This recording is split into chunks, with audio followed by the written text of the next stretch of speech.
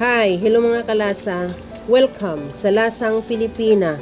Ngayong araw mga kalasa ay magluluto tayo ng lechon kawali. Na ito na ang pinakamadali at walang kahirap-hirap na pagluto ng lechon kawali.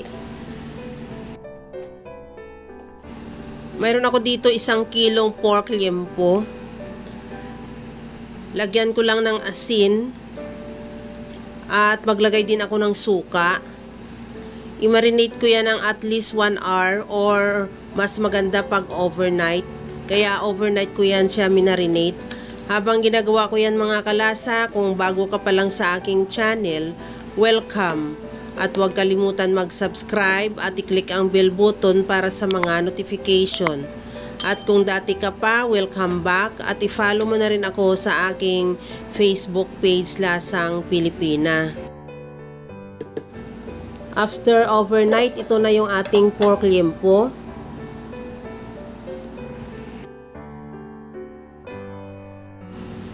Ilagay ko yan sa kaldero. Kalderong ginamit ko para ma-maximize ko lang din yung dami ng mantika.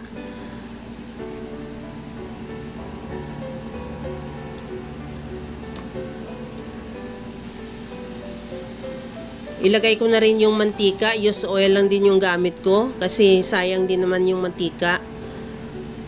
At maglagay din ako ng bawang. Lagyan ko rin siya ng dahon ng laurel.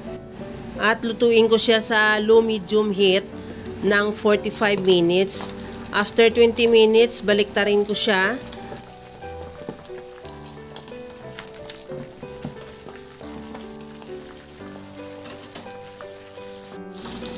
At pagka ganito na yung kulay niya, tanggalin na natin yung bawang na nilagay natin para hindi naman siya masunog. Masarap yan pagka tamang-tama lang ang pagkaluto sa bawang.